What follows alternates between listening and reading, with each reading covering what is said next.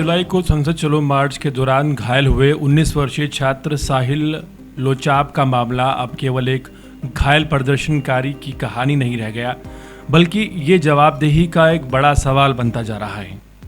साहिल के परिवार का ये दावा है कि उनके शरीर और आंख में मेटल पैलेट लगने से उनकी दाहिनी आंख की रोशनी चली गई है।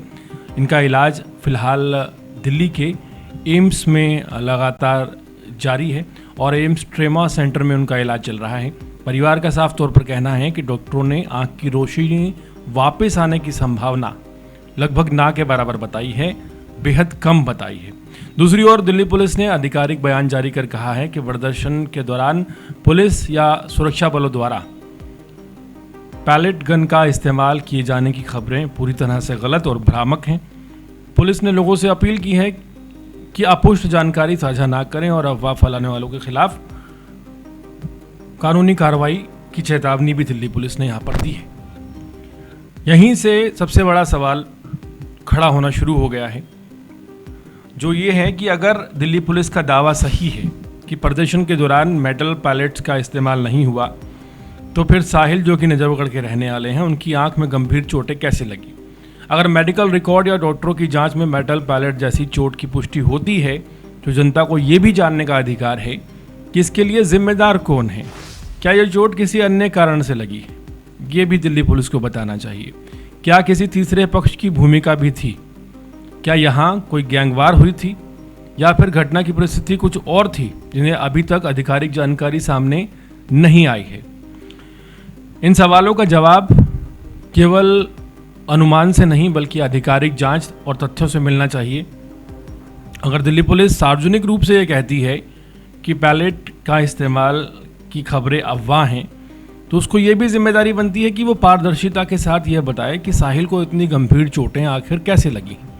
केवल खंडन जारी कर देना पर्याप्त नहीं, क्योंकि जब तक 19 वर्षीय छात्र अपनी आंख की रोशनी खोने की स्थिति में पहुंच जाता है, तब पूरे घटनाक्रम की निष्पक्ष और तथ्यात्मक जांच होनी चाहिए और सच सामने ज़रूर आना चाहिए।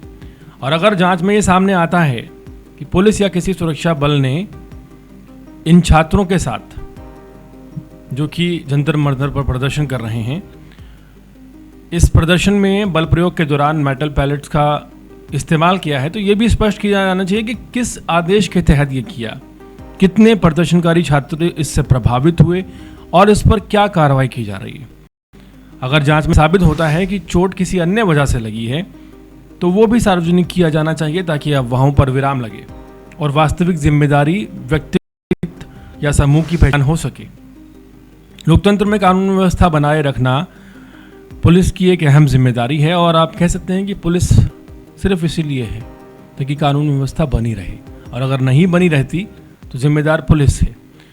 जिम्मेदारी जनता के प्रति जवाबदेही और पारदर्शिता की भी है। ऐसे मामलों में सच सामने लाना किसी संस्था की छवि का नहीं बल्कि जनता के विश्वास का प्रश्न है।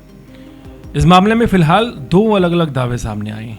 एक और साहिल के परिवार का आरोप है कि चोट मेटल पैलेट से लगी है, वहीं दूसरी तरफ दिल्ली पुलिस ने प्रदर्शन के दौरान पैलेट्स के इस्तेमाल पर किसी भी तरह का समर्थन नहीं किया और इनकार किया है। अंतिम निष्कर्ष आधिकारिक जांच, मेडिकल साक्ष्यों और सक्षम प्राधिकरण की पुष्टि के बाद ही सामने आएगा। उम्मीद करते हैं दिल्ली पुलिस पूरी सफाई देगी कि मेटल पैलेट्स का इस्तेमाल हुआ है, अगर नहीं हुआ तो साहिल को चोट कैसे लगी है, और अगर मेटल पैलेट्स का इस्तेमाल हुआ है कितने छात्रों पर हुआ है, कितने छात्र गंभीर रूप से घायल हुए हैं और कितनी तादाद में मेटल पैलेट्स का इस्तेमाल किया गया है। पुलिस को ये स्पष्ट करना चाहिए।